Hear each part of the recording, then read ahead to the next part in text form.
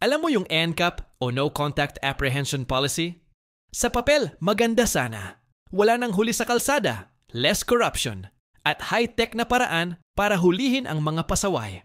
Pero sa tunay na buhay, maraming motorista ang napapasama.